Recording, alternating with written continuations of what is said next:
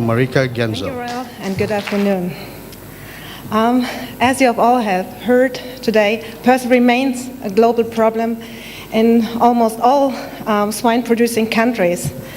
However, our understanding of the epidemiology of the disease is still incomplete, and as a consequence, its control and prevention remain a challenge. We have heard PRRS changes very quickly. The genotypic diversity between the genotypes and among strains of PRRS virus seems almost limitless. We've heard that host age plays a big role in the disease and infection and immunity. And we know host immunity to PRRS virus is extremely variable. The fully protective immunity against PRRS virus is difficult to achieve, at least by the same approaches that have proven to be highly effective for several other viral pathogens. And the protective immunity following natural exposure is less than stellar. What we also know is we have a problem with virus persistence. The means by which the PRRS virus is maintained in the swine population during intervals in which there is an absence of direct or indirect transmission of the virus from infected to naive swine is thought to be low-level persistent infection of macrophages. And the longest persistent infection under experimental conditions have been shown in a pig which was infected in utero, and it could still be found 200 days after infection. What do we know about transmission? The transmission of wild-type PRRS virus has been shown up to 86 days post-inoculation. And we know PRRS virus can be shed from persistently infected animals via blood, saliva, colostrum, semen, urine, and feces. And PRRS virus can be indirectly transmitted by needles, transport vehicles, personnel, fomites, insects, and aerosols. The prolonged viremia and persistent infection, as well as the presence of subpopulations of PRRS virus naive and PRRS virus positive pigs coexisting in endemically infected herds, disseminate the infection in these populations.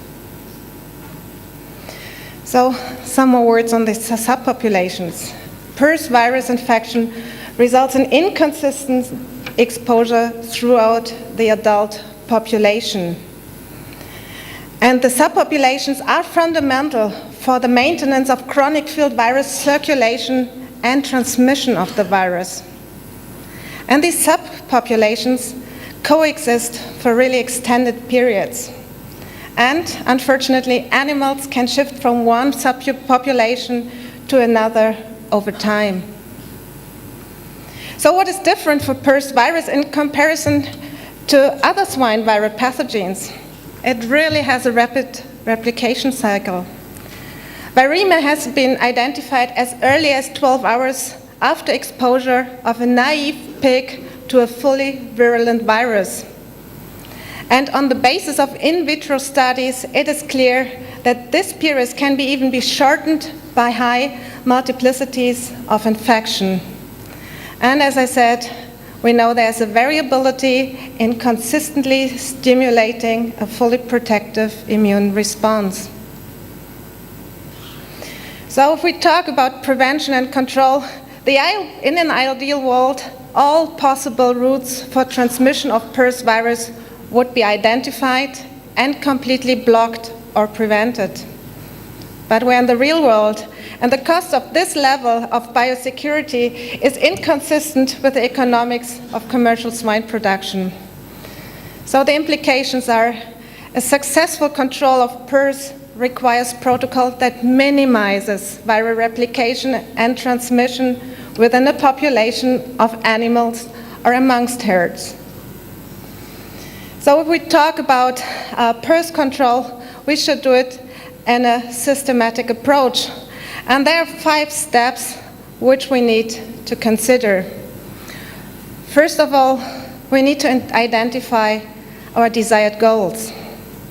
Then we need to determine the current PRRS status. We then need to understand the constraints we face. And then we need to think and develop control options.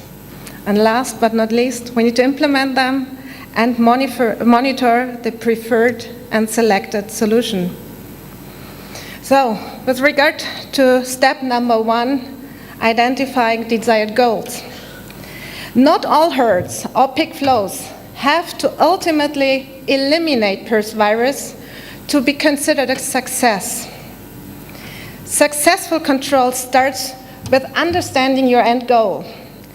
Is it okay if you stay positive, if you are stable? Do you really need to eliminate the PRRS virus? Or are you trying to keep an already negative site negative? Decide which phase of the operation or production system you will target to stabilize, eliminate, or prevent introduction of PRRS virus based on the flow or site status, the clinical severity and production effects of the disease, as well as your ultimate goal. So, the first desired goal should be always stabilization. Try to attain and maintain a PRRS stable, positive population where there is no evidence of viral circulation and transmission within the population. You can check this if you consistently produce PRRS virus negative offspring. And you need to reduce and prevent new breaks from new virus introduction. If your goal is elimination of PRRS, and I've heard this today several times, your first step is you need to stabilize the herd. There's no elimination without stabilization as long as you don't want to depopulate and repopulate. However, there's a nice publication from Tim Lula from last year which says depopulation, repopulation is the most expensive method. And Polyaski has published in 2004 that the break-even window for staying PRRS negative after a depop, repop has to be 12 to 18 months. So before you depopulate, consider this. There are some reports on test and removal, and there are also reports on extended herd closure, which is stopping introducing replacement animals. We know it works well for TGE, but as other speakers have showed you today, current data suggest that you need at least 200 days to deal with this internal circulation risk and persistently infected animals. Once immune patterns can be held stable, in particular, once subpopulation contributing to persistent circulation and infection are eliminated, then the virus can be eliminated if the chances of maintaining the virus-free state are good. So, step number 2, determine your current PRRS status. So, is the population of interest currently PRRS negative, PRRS positive but immunologically stable? Is it positive but immunologically unstable? And if positive, what are the viral circulation patterns? Is it in the gilt pool only? What about the breeding herd? Is it in the semen source? What about nursery and finishing pigs? To find out, you need to do timely diagnostics, and usually you need to combine both prevalence testing, which is a cross-sectional testing, as well as cohort studies, which is done by serial bleeding. And don't forget interpreting these data right. Step number 3, understand your current constraints. You need to assess both the internal and external risks for PRRS virus spread, as well as the investigation of cofactors, like concurrent diseases with other pathogens, CSF, Mycoplasma, PCV2, or strep. And an empirical quantification of PRRS virus exposure and circulation risks will help to increase the awareness of your personnel and improve the management of factors that can increase the risk of PRRS breaks, and also identify and prioritize intervention action plans to reduce or resolve these risk factors. So, risk factors can be both internal and external, or a combination of both. Internal farm site risks are the factors that can contribute to increased risk that PRRS virus can circulate and be transmitted within a population. So, and of course, it will be the size of the farm type. Is it a single site or multi-site? The flow patterns. Is it all in, all out, or is it continuous flow system? And the condition of the facilities. The external farm site risks represent a list of factors that can increase the risk that PRRS virus can be brought in from outside the population. So, rodent, insect, and wild animal entry controls, visitor controls, truck and other vehicle controls, and of course, the proximity to neighboring herds and roads transporting livestock, as well as the level of PRRS infection in neighboring herds. You then want to develop your control option. I have to make one statement. PRRS control is not an all or none proposition. Control methods need to be chosen based on the goals of the farm, the current PRRS infection status, the risk factors relevant to achieving the farm's goal, and the cost of disease in comparison to the cost of control measures. Depending on the desired goal, it needs to be carefully decided which of the immune management tools has the best fit, best methodology for implementation, and probability of success. So you have to take into consideration the value of your success, the cost of failure, the likelihood of failure, the likelihood of success, and the timeline and events plan. So, and as other speakers have already touched this issue, what about the role of modified live viruses for control of PRRS? We talk about preventive vaccination. I would like to also refer to a study from Iowa State University. This is a study with 3 current and highly virulent PRRS field isolates and a challenge model. The current respiratory model has been chosen to show the efficacy of Engelbach PRRS in this case. And what you can see in the upper graph is the left 3 same colored bars represent always on the left-hand side the vaccinated animals, and on the right side the non-vaccinated challenged animals, and the blue bars are the values if you take the values of all 3 groups together.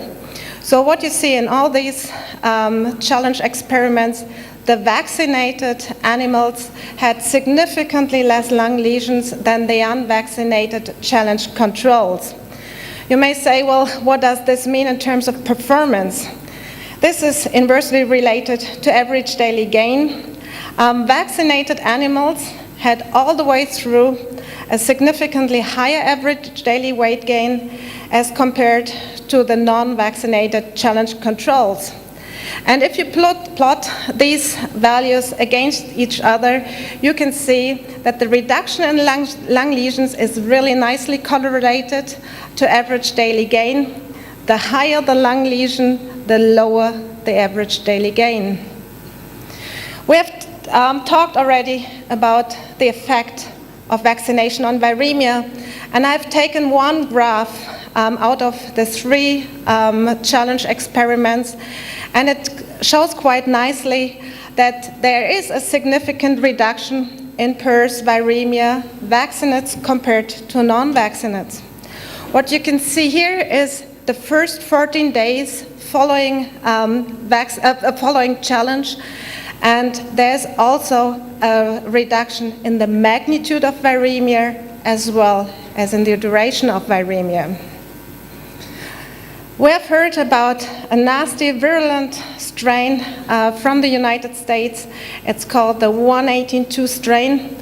And we as Boehringer Ingelheim, we always try to subject the new strains to a challenge model to see whether our vaccine is efficacious. And I'm going to present in the next 2 slides the setup of the study as well as the results. So there are 3 groups: vaccinated challenged animals, non-vaccinated challenged, and strict control animals. All were 21 days of age. They were either vaccinated or non-vaccinated, and 3 weeks later they were challenged with a 118.2 strain. And on day 35, all animals were necropsied and the lung lesions were investigated. What you can see here nicely on this graph is that the non-vaccinated challenged animals had significantly higher lung lesions as the vaccinated challenged controls. The vaccinated challenged controls had 14.7% lung involvement, whereas the unvaccinated challenged animals had 46% lung involvement. So this is for the preventive vaccination. We have also touched the therapeutic vaccination, to which I come in a moment, but for the preventive vaccination, I would like to summarize that there is a significant reduction of magnitude and duration of viremia following vaccination. We have a significant reduction of clinical disease. We have also a significant reduction of PRRS-induced lung lesions and gross and microscopic lesions, and of course a significant improvement of production performance. Usually, we recommend vaccination needs to be done at least 4 weeks prior to field virus exposure for the best development of protective immunity. And I'm often asked, why that early? And I like the following analogy: the best time to repair the roof is when the sun is shining. So what does happen if you vaccinate already infected pigs? And there's the study from Jean-Paul Cano, where he had 2 phases on the study, where he first vaccinated already challenged pigs, and later on, after vaccination, he re-challenged these pigs with a heterologous virus.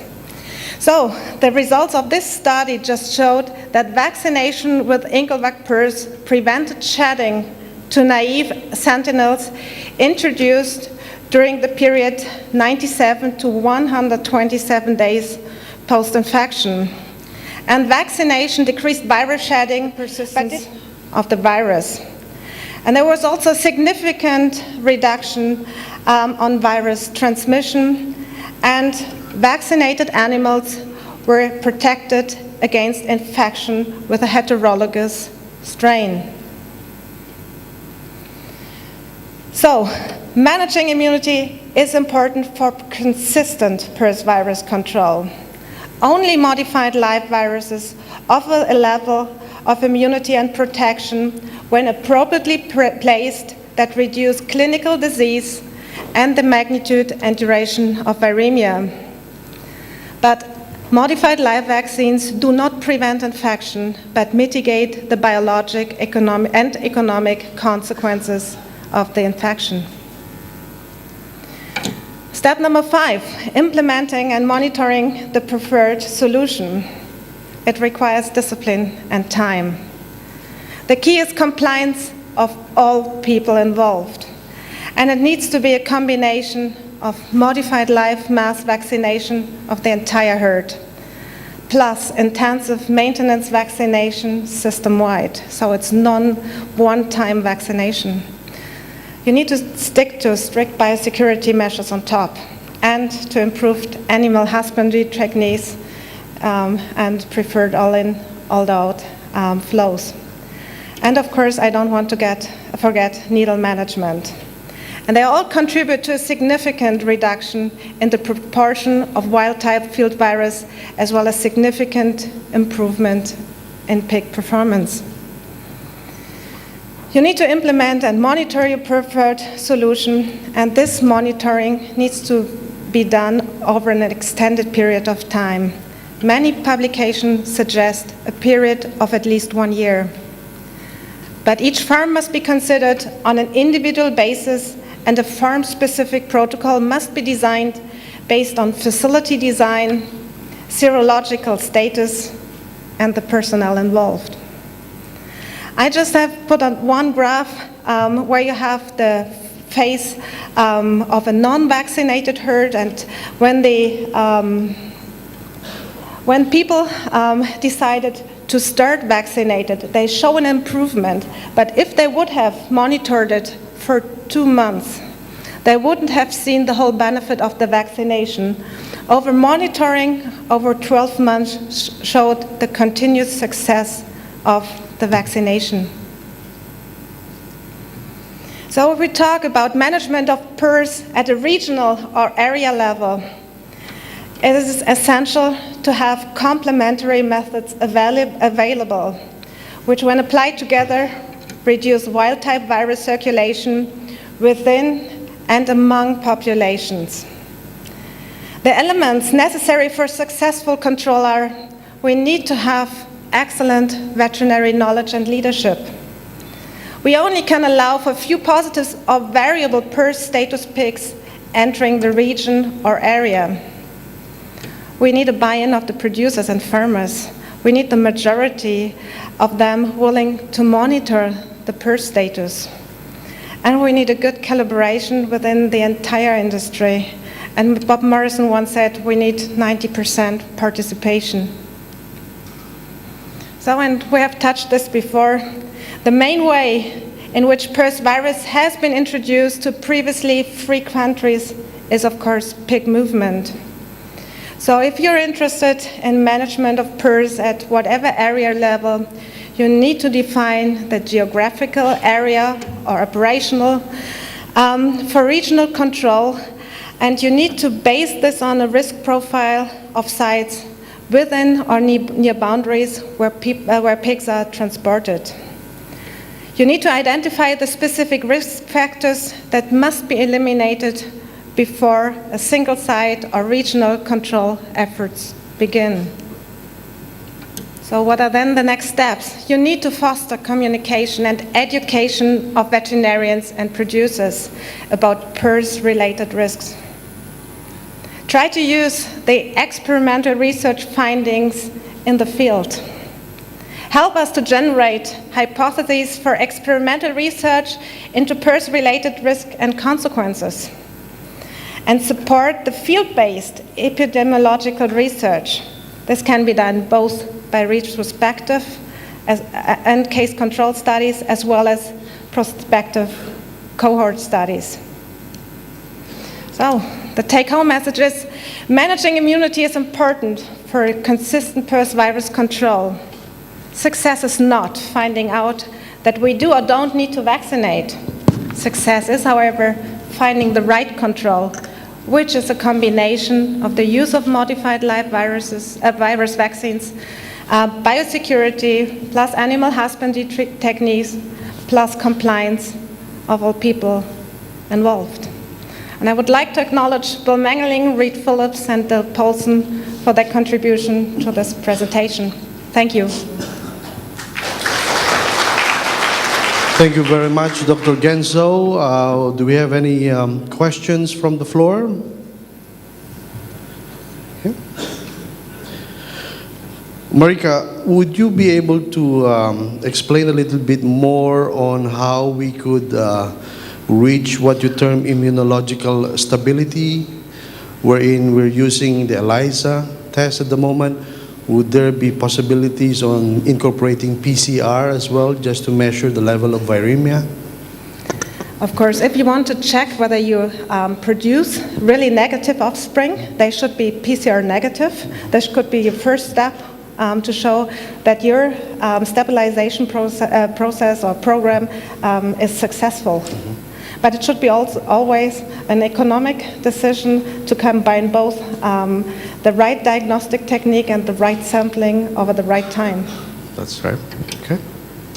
If I'm a veterinarian, for example, and I'd like to take some tissues from pigs, what would you recommend from what kind of animals and what kind of tissues? Again, it depends on your goal. If I just don't know the PRRS status within a herd, I always go for the poorest pigs because it's more likely that I will catch the virus. If I would go for a negative herd and would still look for the appropriate animals, I would do just a cross-sectional sampling, a representative sampling of the entire herd. It depends on the goal. All right. Any other questions? We have two over there from Paulus.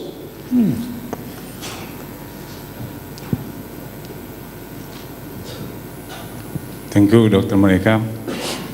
What is your comment about using serum inoculation to control PRRS? Thank you.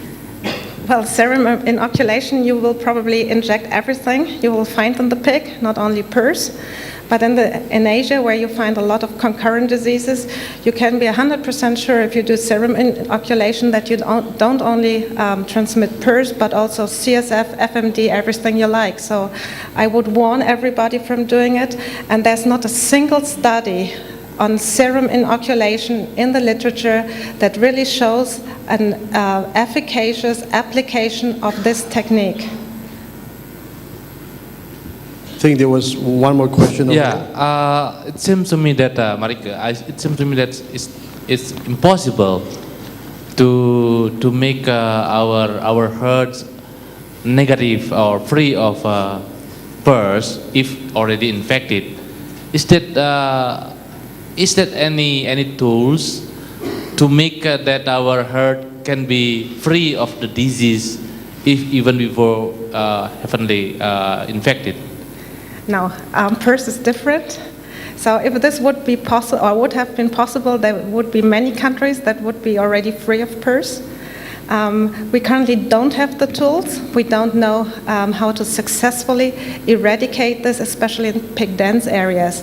There are reports from countries where they have less pig-dense areas, where they have successfully tried or have successfully eliminated the PRRS virus, but in pig-dense areas there's no tool currently available that would ensure to 100% the eradication of the virus. Okay. One more question. One last question over there. 请问一下，一个 Don't worry. She's going to get her phones. OK， Just in case. 一个单点式的一个猪场，当它是一个阳性场的时候，纯粹用封场的办法，能不能达到那个由阳性转阴性？谢谢。